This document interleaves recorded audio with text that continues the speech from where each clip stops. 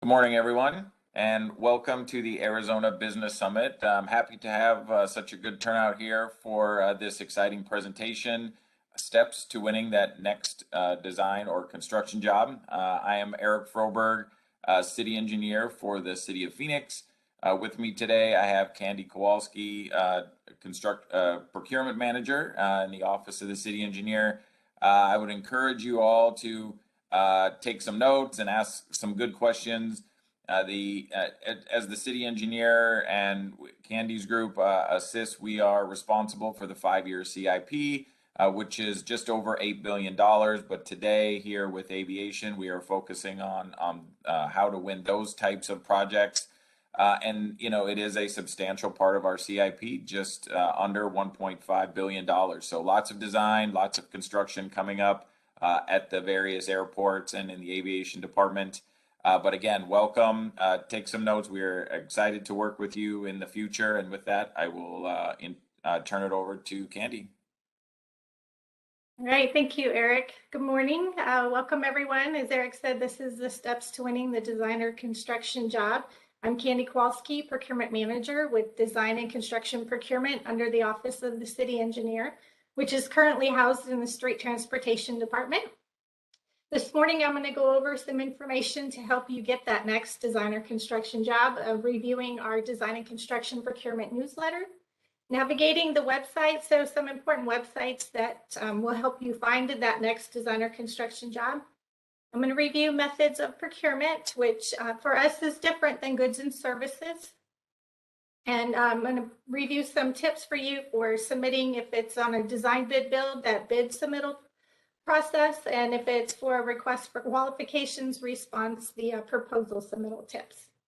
I'm also going to review how to wow the panel and then getting feedback when the process is done.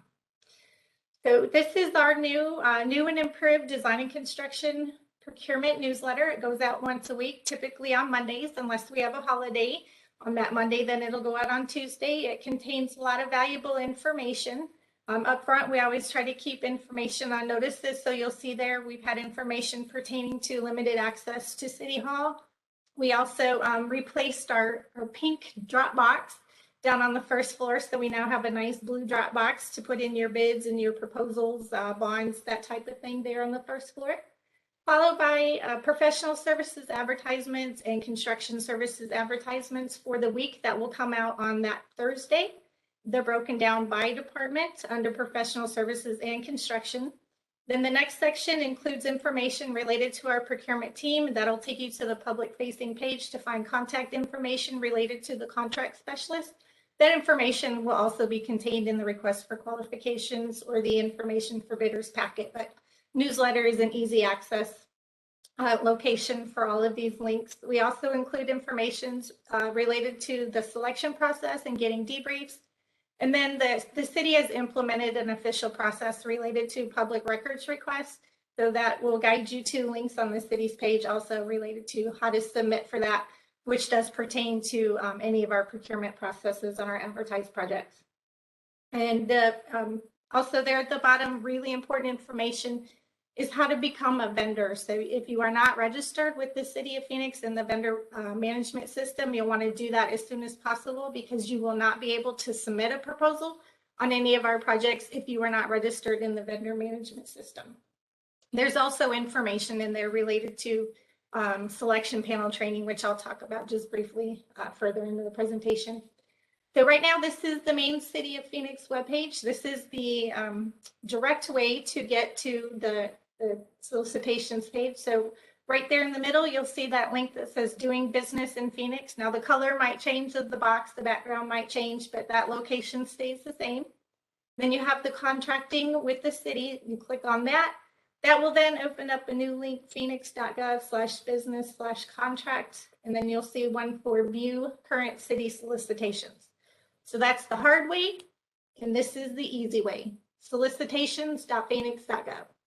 So this website screenshot is set up for our procurement specifically, but if you just go to the solicitations.phoenix.gov page, it will take you to all of the advertisements for procurements, goods and services, and design and construction all on one page. This just happens to have it sorted by us. So if you see that search for solicitation by, click number and then put 60,000 and hit the search box, and it will pull up just design and construction procurement, so you can weed out all the others if you're not interested in those. But of course, if you are, you want to see everything, you won't need to do that search. This screenshot just shows an example of 2 procurements that we had active at that time. Also on this page, kind of towards the top there in the blue bar, and also just above the search box, is a link for tabulations, awards, and recommendations. So while the procurement is active, it will remain on the main solicitations page. And then once the procurement closes, whatever that deadline is, typically a Friday noon or a Tuesday at 2, that information will close and it will transition over to the tabulations, awards, and recommendations page.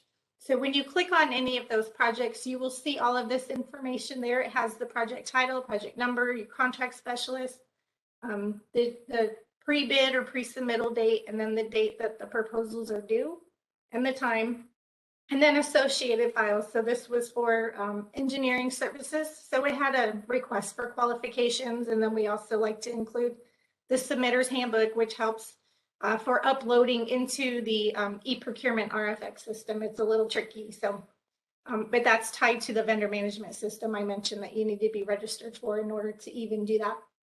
Once we have our pre-submittal meeting, and we will then post the PowerPoint and the pre-submittal attendance to the webpage there. And then once the selection has been made, we post the award table there as well. So here's the really helpful, useful, and important information regarding becoming a vendor. That's the overall generic term that is used for anybody, whether consultant, contractor, engineer, company providing goods and services. Everybody's a vendor in the system. So there's the phone number there, and then vendor support for the help desk. You will need to complete a W-9. It does not come to procurement. It needs to go to the finance department. You'll work through them to get you set up. The link is there kind of in the middle of the page, the phoenix.gov/finance/vendors-reg. Now, on the flip side, once you are registered, and when you're trying to submit a proposal for design and construction procurement, it is at that point that we will be able to assist you if you're having some struggles with getting your proposal loaded into the system. So as I mentioned, methods of procurement, we are separate from goods and services procurement. You may at times see some professional services advertisements through them. We are specifically related to technical registrant work on the professional services side, projects that will result in construction. We follow Title 34. So professional services side, the typical work we do periodically some planning and programming, not as often as our other services. But if we're doing some of our larger projects, such as new builds, a new facility, possibly even a new taxiway or runway, we may do some planning and programming in advance of actually moving into the next phase. So from time to time, we do studies and assessments, and that helps the department know whether or not that project is even viable to move forward. So a lot of that is done through the engineering or architectural on-call process rather than through an advertisement. And then design and construction administration are typically advertised together.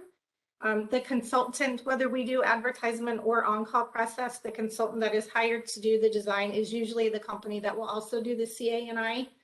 And then we've seen more recently for the water services department, testing and inspection services. And then there are numerous job order contracting programs related to like water treatment facilities. So they have set up a program to have job order contract support services as well. And then on the construction services side, we have the standard construction manager at risk. We will hire a contractor directly and separately hire a consultant. The two will work together, but both contracted directly with the city to build that project, design and build. And then there's the job order contract one-step and two-step process. We do a lot of two-step on our pavement management program. We are looking into the opportunity to do maybe a little more two-step on some of our other procurements. So we're looking into that right now. And then design build, that's a one contract with the team collectively, the designer and contractor together. In direct contract with the city. And then design bid build, which is our construction process. and we do a lot of that with the federally funded type of construction projects. So our solicitation methods are requests for qualifications, as I mentioned, is we do a construction manager at risk, job order contracting, design build, or any of our professional services advertisements. We're going to do a request for qualifications that will have the evaluation criteria needed for the project. If we do that two-step job order contract or two-step design build, which is pretty rare in our world, we will ask for a request for proposal. So we'll go through the SOQ evaluation process, and then we'll shortlist companies, and then we will then ask for a separate response in the request for proposal, which will include typically technical aspects and then a price component as well. And then there's the invitation for bids that we put out if we do a design bid build procurement. Now, the guidelines that we follow are by state statute, as I mentioned earlier, ARS Title 34, that's the Arizona state law. Us as a municipality follow this particular title. It guides us on how to manage our design and construction procurement processes. This city has administrative regulations for pretty much everything. Goods and Services has their own administrative regulation, and Design and Construction has its own AR 3.25. And then we have Phoenix City Code. So to be in the know, opportunities to connect over the last 2 years. I know it's been a little more challenging to try to do meet and greets and just make that connection since we're not really having in-person meetings, but this still applies whether in person or virtual. There's always that opportunity to meet with the city project managers. So sometimes when we have new companies getting into a field or new to the valley, that they might want to reach out and just touch base and let the city know who they are and what their services are. So you can always reach out to our procurement team to get contact information for that. I always recommend attending networking events. So there's I believe like an annual ADOT Small Business Expo that the city participates in, other agencies participate in. That's a good one to find out what's going on around the valley. Do some networking there. And then attend meetings such as the ACEC, the American Council of Engineering Companies, and APWA, the American Public Works Association. We try to make announcements at those meetings related to upcoming procurements, especially some of our bigger ones, like our engineering on-calls, architectural on-calls, other big projects that we know are coming up. We like to give a heads up on those. And it's also just a good opportunity to network. And then, as Eric just briefly mentioned, the city CIP. So this is this screenshot of the main homepage to the city's 5-year CIP, Capital Improvement Program budget. The link is there at the bottom, phoenix.gov/budget. It's written on a 5-year basis, so every year it is updated. That web address will get you to a lot of really good information related to the city CIP. One important thing to note is that even though those projects are planned, it doesn't necessarily mean that they will come to fruition, or they may not come to fruition in the fiscal year they're identified. So another reason to maybe touch base periodically with departments to see what they have planned. We have somewhat of an idea of what's anticipated each fiscal year from some of our major departments like aviation, streets, and water. However, we really don't know what's coming until it gets to us. So always good to at least have an idea ahead of time. That way you can kind of do some review on some upcoming procurements. So SOQ submittal tips. Statements of qualification. So when we have a request for qualification, the response will be provided in a statement of qualification. So this is a screenshot of what a typical RFQ cover page looks like. Most important is to spend time reviewing the project requirements. Read through the scope of services, follow the information that's in there. Make sure you're responding to all the requested information when you are submitting, that you're following A, B, C, D in the order of your response in the SOQ. If the panel that's reviewing has to find information because it's not in the location it was expected, there is potential to lose points. So really important. And then also that's, if there's information that isn't in there that maybe you need a little more clarification, attend those pre-submittal meetings. We recommend that anyway. as that is your only opportunity to talk directly to the project manager. At that meeting, the contract specialist will also be there. Now, if it's a pre-bid, we'll have the designer of record will be there to the project manager, and the contract specialist, potentially our equal opportunity department representatives as well. But that's your one opportunity to talk directly to the project team right there at that pre-submittal meeting. It also helps you to see who else is there, and an opportunity to connect. So as I mentioned, you want to read through that request for qualifications thoroughly, follow it thoroughly in your response. And then sometimes we have those unique projects. So I hear a lot related for aviation.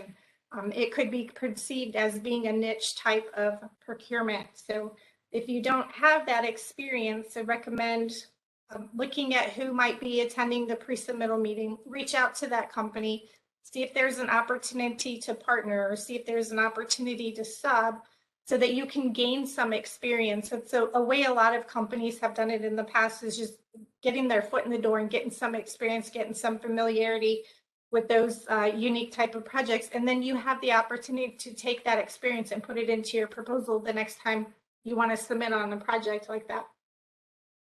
Again, be clear, concise, and complete. This is so important. We say this at our pre-submittal meetings, but it's so true. We see a lot of, instead of City of Phoenix, it'll say City of Peoria, or response information related to what the RFQ is not in the SOQ. And then it seems that whoever is responding didn't really pay attention to what the RFQ was asking for. So really important there. Proofread, QA, QC, so not necessarily scoring criteria when responding, but is something that the panel will give feedback if there's a lot of typos and such. So always really important to make sure that your team is proofreading the proposal.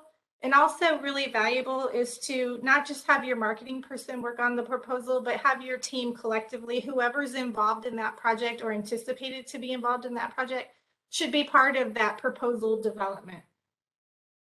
And then really important is please do not wait until the deadline to submit your proposal. So our system is set up electronically, our proposals. So if it's an RFQ, it's going to close at noon on a Friday. And once that system locks at 12 noon, it's done. There's no changes that can be made to that. So the other thing that's really critical is if we really recommended our pre-submittals that companies start working on the submittal process a day or two in advance of when the proposals are due.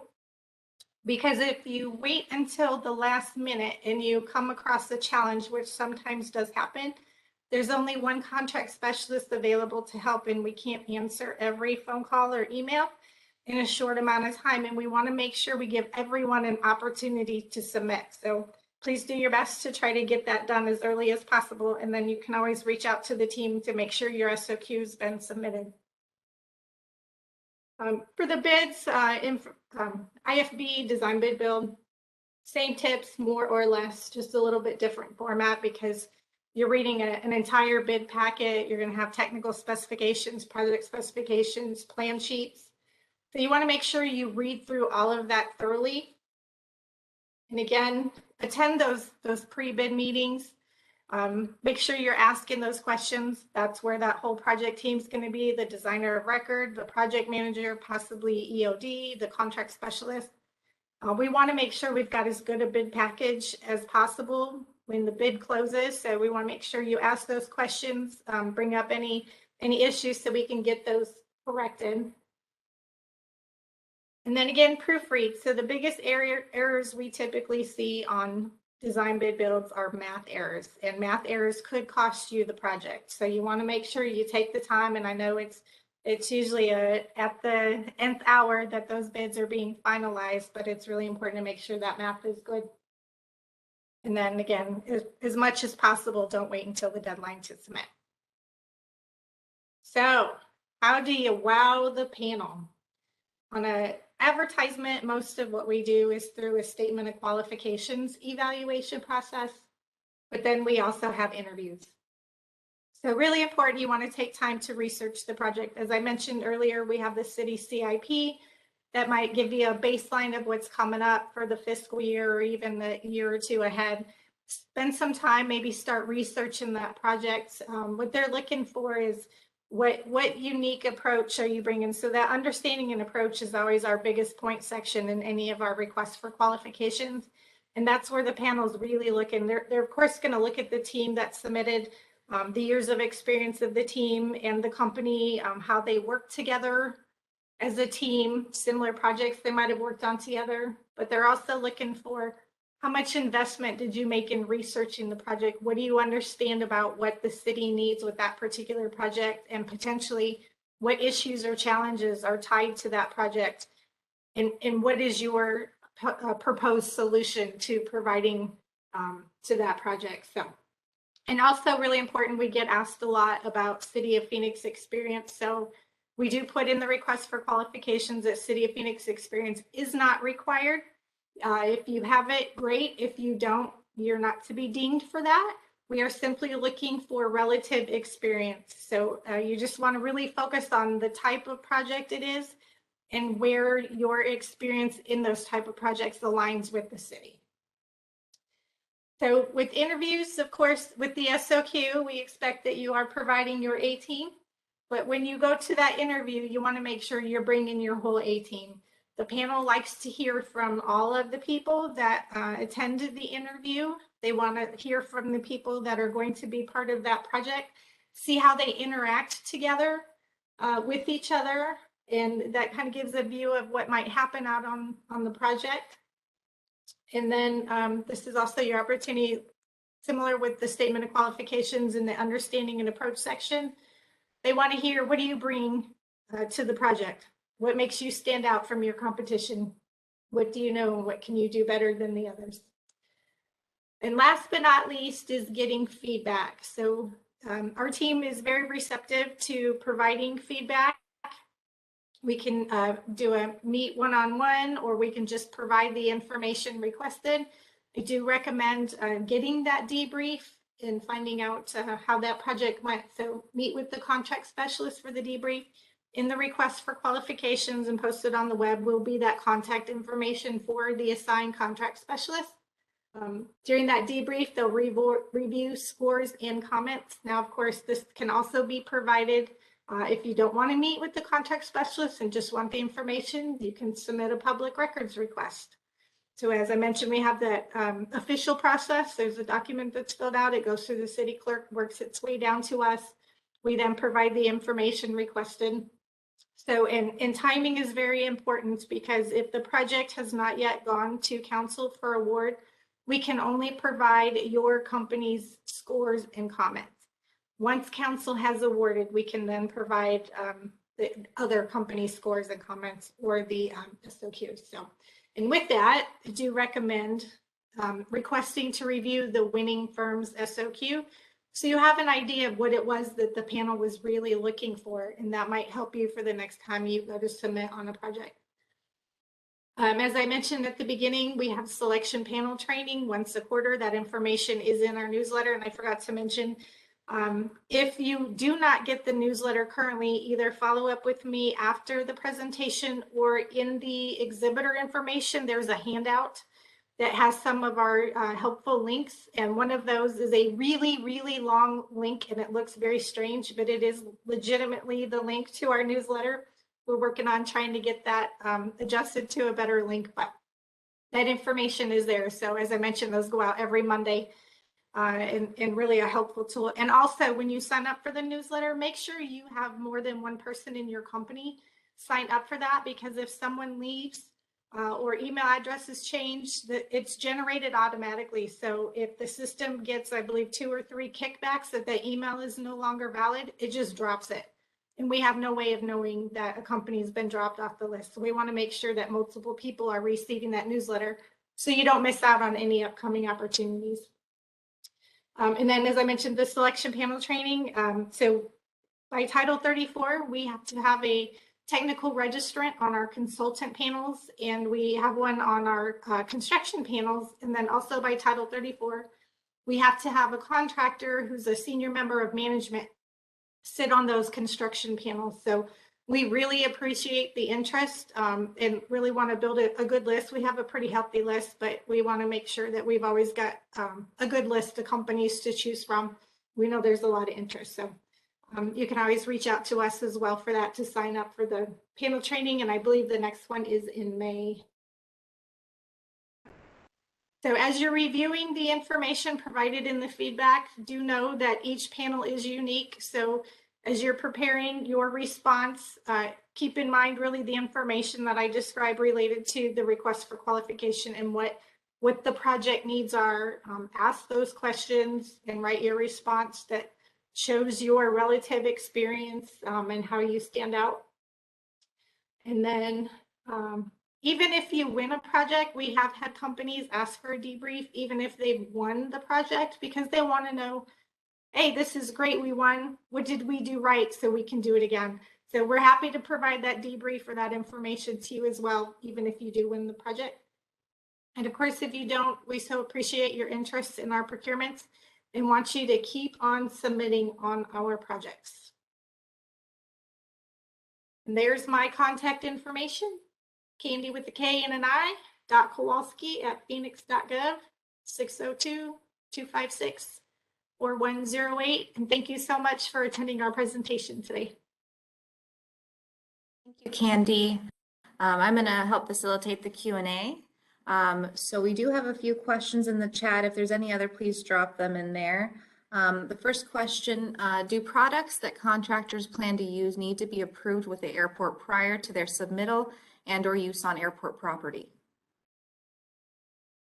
So that's a really good question that I am not able to answer, so I'll have to get back to you on that. What I do know in some of our other departments, they do have pre-qualified either vendors or particular products that are approved for use. So it's possible that the aviation department has it. I'm not aware of that at this time.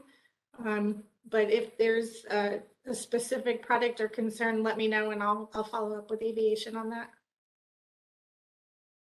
Okay, the next question. Can you repeat that your step 1 and 2 would break paving out of the overall scope of work as a separate contract?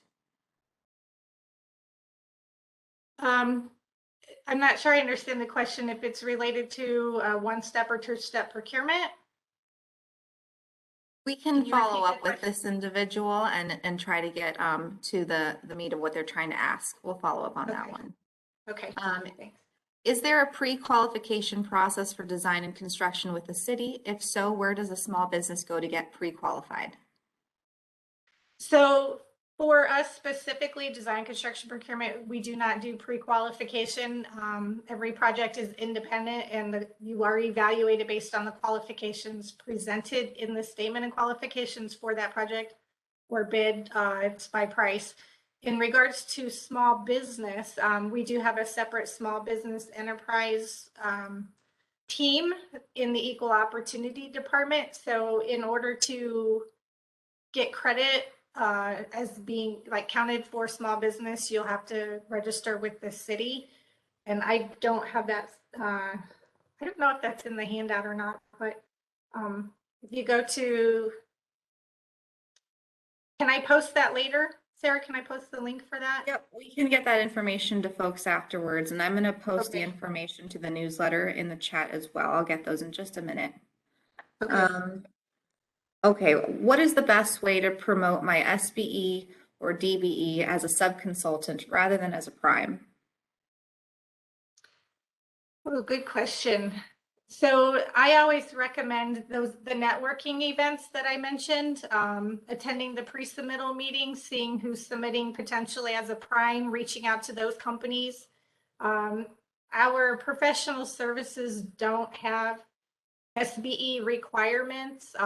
We do always encourage it, but on the construction side, of course, there's always a small business or disadvantaged business enterprise goal or availability outreach component. So that's my recommendation, is just reaching out to the companies, seeing who's signing up at the meetings, making contact, and then attending those small business networking events. Okay.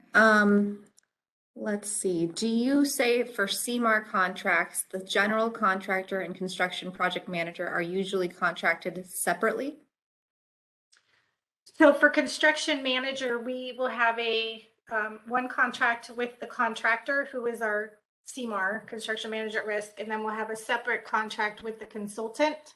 So those two usually get advertised at the same time, and we try to connect them on probably about 50–60% design, if not sooner. But they are separate contracts, so different than a design build where the city has only one contract and it's with the contractor and the designer together as a team. In this case, with a CMAR, you have a consultant contract separate than the contractor's contract. And the last question that we'll have time for, will the city consider the use of progressive design build? That's an interesting question. We haven't really done a lot of design build in general until recently. And aviation's probably been one of the bigger departments using design build. So that would be something I'd probably have to discuss further and get more information on, and then discuss further with the city engineer. So I wouldn't say no, just I don't have enough familiarity with it to say that we would. Okay, thank you, Candy. And we did have a couple questions about if the session will be posted later. We will provide the slides and all of the session recordings after the summit. You will all get an email about where to find those. So thank you for joining us, and thank you so much, Candy and Eric. That concludes our session. Thank you.